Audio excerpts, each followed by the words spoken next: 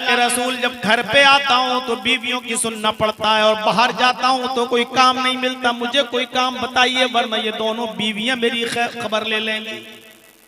अब मुझे काम बताइए, आप ही ने कराया है दोनों शादी, अब आप ही रास्ता निकालिए।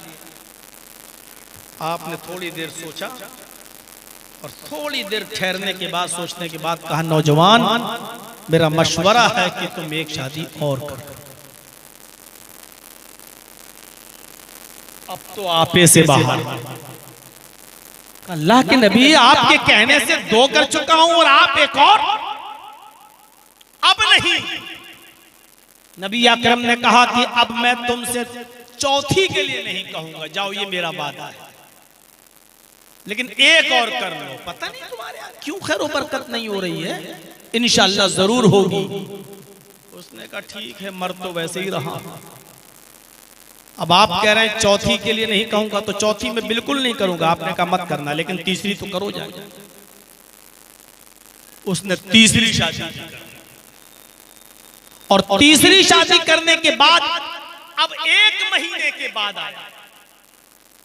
अल्लाह के नबी ने कहा क्या हाल है?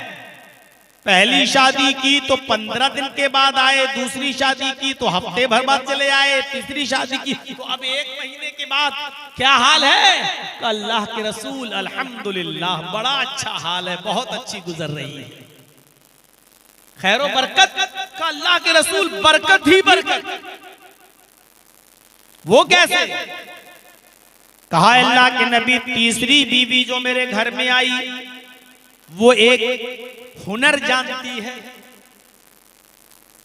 वो खजूर के पत्तों से चटाई बनाना जानती है, खजूर के पत्तों को बुनकर चटाई बनाती है, और वो एक चटाई रोज बना लेती है, 1 दिरहम की इनकम हो जाती है, पूरा घर खाता है। मेरी तीसरी बीवी ने पहली बीवी को भी सिखा दिया और दूसरी बीवी को भी सिखा दिया।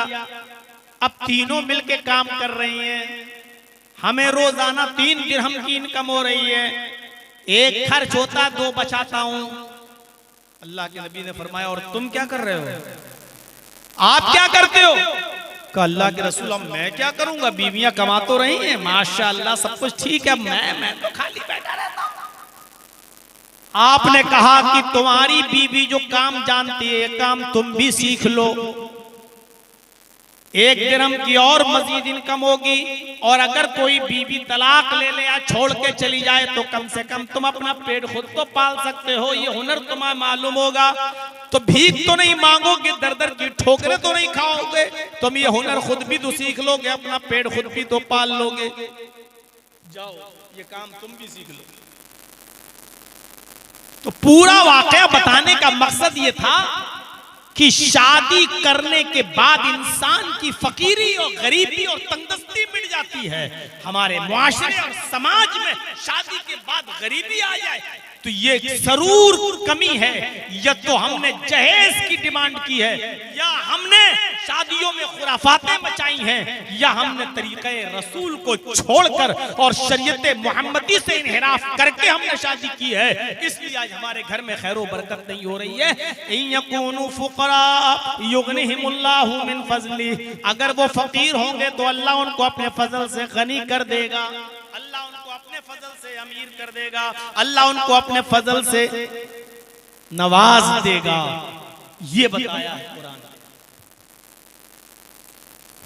होटल खाली पड़ा हुआ है, जिनको खाने की जरूरत है खाने के लिए जा सकते हैं। होटल खाली हो गया, 2 क्विंटल मीट बचा हुआ है, इसलिए आप जरूर जाएं। कुछ सस्ता करेंगे तब ना जाएगा आदमी, रात के 2 बजे कुछ घटाइए तब आदमी जाएगा वहां। तो मेरे भाइयों, शादियों के बाद तो खैर बरकत होती है, लेकिन यहां हम देख रहे हैं कि हमारे पास यही शिकायत है, आदमी कमाता नहीं है, हमारी बेटी रहे तो कैसे, कितनी शिकायतें। हम लोगों से पूछो मेरे भाइयों, कितनी पंचायतों में जाना पड़ता है, कितने मामलों में बैठना पड़ता है, मियां बीवी के आपस में ताल्लुकात खराब हैं तो वहां पंचायतों में जाना पड़ता है और मामलों को हल कराना पड़ता है। यही शिकायतें सुनने में मिलती हैं, ये शराब पीता है, कमाता नहीं है, डांटता है, कुछ काम नहीं करता है, ये नहीं करता है, और हम लोग बीच बचाव कराने के लिए घर बन जाए गृहस्थी टूटे नहीं, यही मामले हल करते रहे। तो शादी की अहमियत बहुत ज्यादा है, निकाह की अहमियत बहुत ज्यादा है। इसलिए कोशिश ये करनी चाहिए कि समाज और सोसाइटी के अंदर कोई शख्स बेनिकाह वाला न रह जाए। समाज को कोशिश करना चाहिए। 25 साल 26 साल 28 साल उम्र हो रही है, अभी तक शादी नहीं कर रहा है, पूरे गांव वालों को इसकी फिक्र होनी चाहिए कि इस लड़के से खतरा है समाज के लड़कियों को, सोसाइटी में रहने वाली बच्चियों को। और जो लड़की 20, 22, 25 साल की हो चुकी है, शादी नहीं हो रही है, गांव वालों को सोचना चाहिए कि इस लड़की से भी फितना है। इसलिए जहां तक हो सके लड़के और लड़कियों का जल्दी से निकाह करवाया जाए और पूरा समाज इस कार्य खैर में, इस नेक काम में जुट जाए। जहां तक हो सके लड़कों के लिए लड़कियों का, और लड़कियां जो जवान हो चुकी हैं उनके लिए लड़कों का इंतजाम किया जाए और उनका निकाह कराया जाए।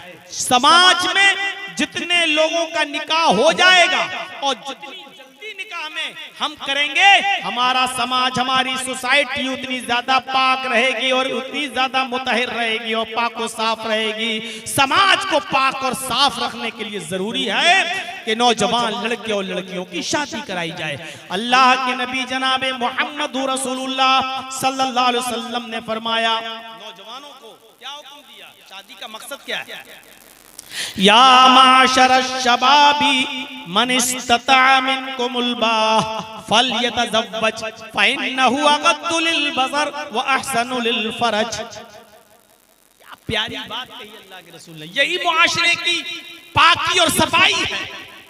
आए नौजवानों, या माशरश शबाब, आए जवानों, आए नौजवानों की जमात, मन इस्तता मिनकुमुल बाह, अगर तुम्हारे अंदर ताकत है बीवी को खिलाने की, पिलाने की, पहनाने की, और बीमार हो जाए तो इलाज कराने की, और उसका पर्सनल जो हक है बीवी का उसको अदा करने की, अगर ये ताकत है तुम्हारे पास तो शादी करो। देखिए निकाह में क्या चीज बताई जा रही है, ये ताकत होनी चाहिए। बस खिलाने की, पिलाने की, बीमार हो जाए तो इलाज की, कपड़ा देने की, और उसका जो पर्सनल हक है बीवी का उसको अदा करने की। ये नहीं कहा इतना सोना हो, इतनी चांदी हो, इतने जेवरात हो, इतने कपड़े हो तब जाकर निकाह होगा, ये नहीं कहा, बल्कि जो चीज जरूरी है वो बताई। अलबाअत के अंदर ये चीजें शामिल हैं, कितनी? खिलाना, पिलाना, बीमार हो तो इलाज कराना, और कपड़ा देना, और उसका पर्सनल हक। अगर ये तुम अदा कर सकते हो फलयतज़व्वज, तो तुम निकाह कर लो। और उसके बाद निकाह का फायदा बता दिया, निकाह क्यों किया जाता है, उसकी वजह क्या है। फ़इन्नहु अग़द्दु लिलबसर व अहसनु लिलफरज, निकाह करने के बाद इंसान की निगाहें झुक जाती हैं। अग़द्दु लिलबसर, शादी से इंसान की निगाहें, निकाह करने वाले की निगाहें झुक जाती हैं। मतलब समझ रहे हो इसका? इसका मतलब यह है कि जब वो शादी कर लेता है तो दूसरों की माँ, बहन और बेटियों पर गलत नजर नहीं डालता। शादियां करने से निगाहें झुक जाती हैं। कितना साफ सुथरा और मुहज्जब जुमला इस्तेमाल किया अल्लाह के रसूल ने। निकाह करने से, शादी करने से निगाहें झुक जाती हैं। निगाह झुकने का मतलब यह है कि कौम और समाज के अंदर जो लड़कियां, जो माएं, बहनें, बेटियां हैं, उनकी तरफ वो ताक झांक नहीं करता। फ़इन्नहु अग़द्दु लिलबसर, शादी करने के बाद निगाहें झुक जाती हैं, दूसरों की माँ, बहन, बेटियां उसके शर से महफूज हो जाती हैं। और दूसरा फायदा वो अहसनु लिलफरज, और शादी करने के बाद निकाह करने वाले की शर्मगाह की हिफाजत भी होती है, यानी फिर वो गलत जगह पर मुंह नहीं मारता फिरता है। शादी के बाद ये पाकीज़ा रिश्ता उसके साथ हो जाता है। मेरे साथियों गौर कीजिए, निकाह पर कितना उभारा है। अभी आएंगी बातें आगे कि निकाह में क्या होना चाहिए और निकाह में कितनी सादगी होनी चाहिए और निकाह के अंदर जरूरी चीजें क्या क्या हैं। और हमारे समाज में 25 साल से ज्यादा का अरसा हो चुका है मेरे भाइयों तकरीरें करते हुए, और पूरे बिहार में यही वो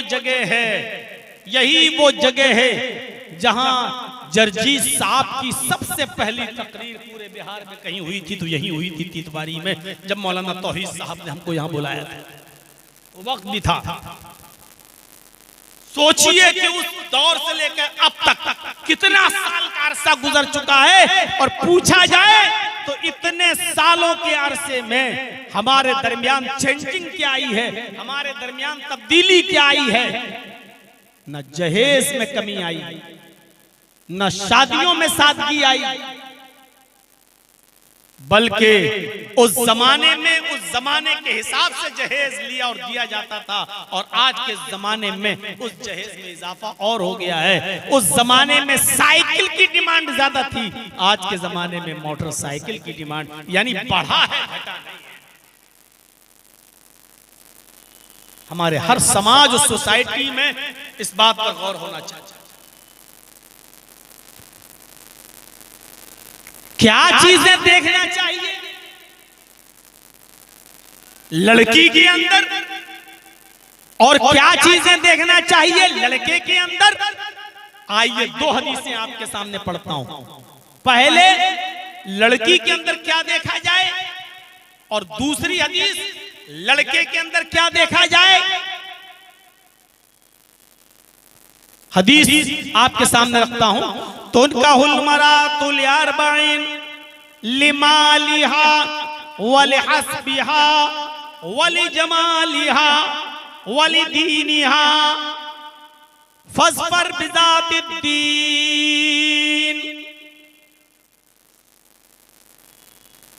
आमतौर पर लड़कियों के अंदर ये 4 चीजें देखी जाती हैं जिनको देखकर लोग शादियां करते हैं। तो उनका मरातुल अर्बाइन लिमालिहा, माल देखकर शादी करते हैं लोग, क्या मिलेगा। और सबसे पहले माल का ही जिक्र हुआ, क्योंकि आज सबसे पहले यही चीज देखी जा रही है, मिलेगा क्या। और एक मिसाल देता हूं मैं, अक्सर थोड़ी सख्त है लेकिन देना पड़ता है। जैसे कुत्ते की नजर हड्डी पर होती है, ऐसे ही कुछ लड़के के माँ बाप की नजर लड़की के बाप के माल पर होती है। आदमी जितना ज्यादा बूढ़ा होता जाता है, जितना ज्यादा मौत की तरफ जाता है, लालच भी उसके अंदर बढ़ती जाती है। या हरामु बिनु आदम यशक्कु बिन्हु सुल्तान। आदमी बूढ़ा होता जाता है, लेकिन 2 चीजें उसकी जवान होती जाती हैं। 2 चीजें उसकी जवान होती जाती हैं, अल हिर्सु अलल माल वल हिर्सु अलल उम्र। उसकी उम्र बढ़ जाए ये उसको लालच बढ़ता रहता है, और 2-4 साल जी लूं। अल हिर्सु अलल माल, माल आ जाए मेरे पास, ये भी तो उसकी ख्वाहिश बढ़ती रहती है। तो ये पहली चीज बताइए। लड़कियों के अंदर आमतौर पर लड़की वाले में 4 चीजें देखी जाती हैं। पहली चीज बताई लिमालिहा, कुछ लोग होते हैं जो उसका माल देखकर शादी करते हैं। हमें क्या मिल जाएगा, जैसे कुत्ते की नजर हड्डी पर लगी हुई। वलिहस्बिहा, दूसरी चीज हस्ब नसब देखी जाती है, कोई हैसियत नहीं इसकी। दूसरी चीज हस्ब नसब, मैं खान हूं, लड़की भी खान है कि नहीं। मैं आला खानदान का हूं, लड़की भी आला खानदान की है या नहीं। मेरा स्टेटस ये है, लड़की भी इस स्टेटस की है कि नहीं। मैं इतना पढ़ा लिखा हूं, लड़की भी इतनी पढ़ी लिखी है या नहीं। मेरा घर 5 मंजिल है, लड़की का घर भी इतना है कि नहीं। हस्बो नसब। और अल्लाह के नबी ने फरमाया, अला कुल्लु शैइन मिन अम्रिल जाहिलियती तहता कदमैया मौजून। खुतबे हज्जतुल विदा में आपने फरमाया था, जमाने जाहिलियत की सारी चीजों को मैंने अपने पैरों से रौंद डाला, अपने पैरों से कुचल डाला। अब जमाने जाहिलियत की कोई भी चीज अब राइज नहीं की जाएगी। लेकिन अल्लाह के नबी ने यह भी फरमाया, अरबउन फी उम्मती मिन अम्रिल जाहिलियती ला यतरुकुनहुन्ना। 4 चीजें मेरी उम्मत के अंदर ऐसी हैं जो जमाने जाहिलियत से आई हुई हैं, लेकिन मेरी उम्मत उनको नहीं छोड़ेगी। है तो वो गंदी, है तो वो बुरी चीज, लेकिन मेरी उम्मत उन्हें नहीं छोड़ेगी। 4 चीजों की तरफ इशारा फरमाया था, अरबउन फी उम्मती मिन अम्रिल जाहिलिया। 4 ऐसी चीजें हैं जो जमाने जाहिलियत की हैं, जो जाहिलियत के जमाने से चली आ रही हैं। मैंने उनको अपने पैरों से रौंद तो डाला, लेकिन मेरी उम्मत उनको छोड़ेगी नहीं, मेरी उम्मत उनको तर्क नहीं करेगी। यानी कयामत तक मेरी उम्मत के अंदर वो 4 चीजें पाई जाएंगी, लेकिन ये मैंने अपने पैरों से रौंद दी हैं। आपने फरमाया अल फख्रु फिल अहसाब। पहली चीज हसब में फख्र करेगा। अल फख्रु फिल अहसाब व तानु फिल अंसाब वल इस्तिस्काउ बिन नुजूम व नयाहतु। ये 4 चीजें बताई जो जमाने जाहिलियत से चली आ रही हैं और मेरी उम्मत में भी चली आएंगी। इनको कभी नहीं छोड़ेगी मेरी उम्मत। उनमें पहली चीज हस्ब व नसब। हसब, मैं खान हूं, मैं पठान हूं, मैं तुर्क हूं, मैं अंसारी हूं, मैं तेली हूं, मैं ये हूं, मैं वो हूं, मैं ऊंची कौम का हूं, मैं ऊंची कास्ट का हूं। ये चीज कभी मेरी कौम नहीं छोड़ेगी, मेरी उम्मत नहीं छोड़ेगी, जबकि इसकी कोई हैसियत नहीं है। अला बित्तक़वा, अल्लाह के यहां सिर्फ तकवा देखा जाएगा, कौम नहीं, नसब नहीं, हसब नहीं। और दूसरी चीज जो मेरी उम्मत नहीं छोड़ेगी, वह तानु फिल अंसाब, नसब के अंदर ताना देना। अच्छा वो, अरे मैं उसके साथ शादी करूंगा, अरे नहीं नहीं, अरे वो तो फकीर बिरादरी का है, अरे वो तो मियाँ बिरादरी का है, अरे वो तो गिरी हुई कौम का है, अरे वो तो लो कास्ट का है, मेरी तो नाक कट जाएगी इतने बुरे खानदान में। वो नसब में ताना देगा, दूसरी चीज। और तीसरी चीज वल इस्तिस्काउ बिन नुजूम, मेरी उम्मत सितारों को देखकर बारिश हासिल करेगी। यानी सितारा देखे, कहीं ये सितारा निकला है, इसका मतलब बारिश होगी, सितारों से बारिश हासिल करेगी। ये तीसरी चीज भी मेरी उम्मत में नहीं छूटेगी। और चौथी चीज व नयाहतु, नौहा करना और मातम करना, किसी के मर जाने पर मातम करना, रोना, ये मेरी उम्मत नहीं छोड़ेगी। आज भी देख लीजिए, किसी का जवान बेटा मर जाए, छोटा बच्चा मर जाए, माएं खिलौने निकाल लाती हैं, ओढ़नी इधर गई, कपड़ा इधर गया, सर सीना पीट रही हैं, करीबान चाक कर बेटा चला गया, ये खिलौने से कौन खेलेगा। रोती हैं, चीखती हैं, चिल्लाती हैं, करीबान चाक करती हैं, बाल नोचती हैं। व नयाहतु, मेरी उम्मत नौहा और मातम करना भी नहीं छोड़ेगी, जबकि ये हराम है। तो ये 4 चीजें नहीं छोड़ेगी। तो वल हस्ब, 4 चीजें देखकर शादी करते हैं लोग लड़की के अंदर। लिमालिहा, पहली चीज क्या देखी जाती है, माल। दूसरी चीज क्या देखी जाती है, हसब व नसब। वले हस्बिहा, हस्ब व नसब। और तीसरी चीज लड़की की क्या देखी जाती है, वले जमालिहा, खूबसूरती। खूबसूरत कितनी है, खूबसूरती देखकर शादी करते हैं। 3 चीजें। और चौथी चीज की तरफ अल्लाह के नबी इशारा कर रहे हैं, वलिदीनिहा, दीनदारी देखकर भी शादी की जाती है। 4 चीजें बताने के बाद आपने फरमाया फज़फर बिज़ातिद्दीन, ओ लोगो दीनदारी को तरजीह दो, ओ लोगो दीनदार लड़की को अव्वलियत दो, फौकियत दो, उसी को दर्जा दो। यानी ये 3 चीजें मत देखो। हाँ, किसी में 4 चीजें पाई जाएं तो बहुत अच्छी बात है,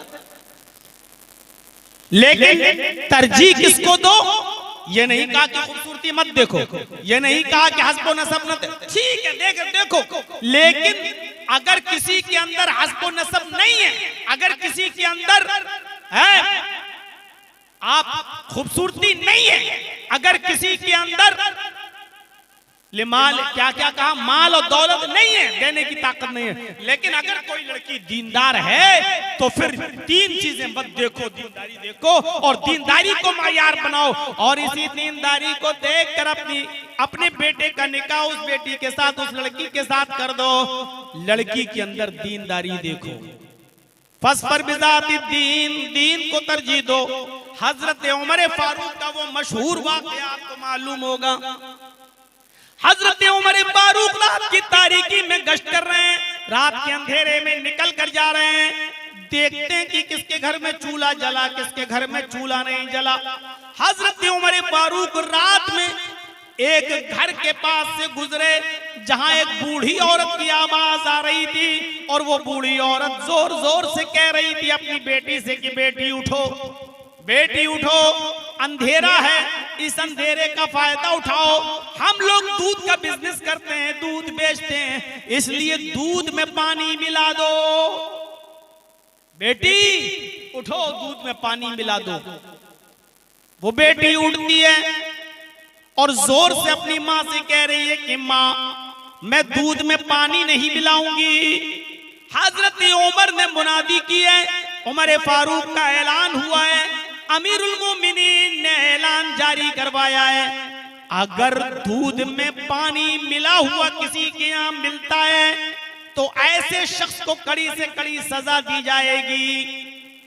माँ कहती है बेटी उमर थोड़ी देख रहे हैं, इस रात के अंधेरे में उमर को क्या पता, तो दूध में पानी मिला, मुझे तेरी शादी कराना है, तेरे लिए अच्छा लड़का देखना है, हमारे पास गरीबी और गुर्बत की वजह से हम तेरे हाथ पीले नहीं कर पा रहे हैं, मुझे तेरा रिश्ता भी तो करना है, इसलिए इस काम के अलावा कोई और काम भी तो नहीं है हमारे पास, बेटी तुम दूध में पानी मिलाओ। उमर थोड़ी देख रहा है, उमर को क्या पता कि हमने दूध में पानी मिलाया है, जाओ मैं कह रही हूँ तुम दूध में पानी मिलाओ। बेटी चीख कर कहती है माँ उमर नहीं देख रहा है तो क्या हुआ, उमर का रब तो देख रहा है, हम उमर के सवाल जवाब से तो बच जाएंगे, लेकिन कयामत के दिन अल्लाह के सवाल और जवाब से कैसे बचेंगे। माँ मैं दूध में पानी नहीं मिलाऊंगी, उमर नहीं देख रहा तो क्या हुआ, उमर का रब तो देख रहा है। हजरत उमर फारूक के कान में ये आवाज जाती है माँ और बेटी की। हजरत उमर ने अपने कासिद से कहा, अपने साथी से कहा, इस मकान का नंबर नोट कर लो, ये मकान नंबर नोट कर लो, और सुबह जब दरबारे खिलाफत में बैठे हजरत उमर, सुबह जब दरबारे खिलाफत में बैठे हजरत उमर, तो उन दोनों को बुलवाया, कासिद के जरिए जाओ और माँ बेटी दोनों को बुला कर। कासिद आता है, माँ और बेटी दोनों से कहता है कि तुम दोनों को हजरत उमर ऑफिस में बुला रहे हैं, दरबार में बुला रहे हैं। माँ और बेटी दोनों आते हैं। हजरत उमर ने पूछा माँ से, बुढ़िया से, कल तुम दूध में पानी मिलाने की बात कर रही थी, क्या हुआ? बुढ़िया समझ गई कि हजरत उमर को पता चल गया, अब मुझे सजा दी जाएगी। बुढ़िया सफाई पेश करने लगी, अमीरुल मोमिनीन हाँ मैंने दूध में पानी मिलाने के लिए कहा था, लेकिन मेरी बेटी ने दूध में पानी नहीं मिलाया। हजरत उमर ने कहा मैं ये भी जानता हूं कि तेरी बेटी ने दूध में पानी नहीं मिलाया, मैं जानता हूं, इसलिए तो तुम दोनों को मैंने यहां बुलाया है। बताओ इस लड़की का कहीं रिश्ता हुआ, इस लड़की की कहीं शादी हुई? कहा नहीं अमीरुल मोमिनीन, मुझ जैसे गरीब लोगों को रिश्ता कहां मिलता है, गरीबी ने मजबूर कर दिया, इसलिए अभी इस लड़की का रिश्ता नहीं कर पाई, मैं कर दूंगी जल्दी। हजरत उमर फारूक ने कहा कि तुम्हें रिश्ता देखने की जरूरत नहीं है, मेरा बेटा खाली है, और मैं अपने बेटे के लिए तुम्हारी बेटी का हाथ मांग रहा हूं, इसलिए नहीं कि तुम गरीब हो, बल्कि सिर्फ इसलिए कि तेरी बेटी से शादी अपने बेटे के साथ मैं इसलिए कर रहा हूं क्योंकि तेरी बेटी दीनदार है। ये उम्र से नहीं, उम्र के रब से डरती है। ये उम्र से नहीं, उम्र के रब से डरती है। और मैं यही चाहता हूं कि लोग उम्र से नहीं, उम्र के रब से डरने वाले बन जाएं। तेरी बेटी को उम्र का खौफ नहीं है, उम्र के रब का खौफ है, इसलिए मेरी बहू बनने के लायक है, मेरे बेटे की बीवी बनने के लायक है। मैंने अपने बेटे के लिए तेरी बेटी को पसंद किया है। कहने लगी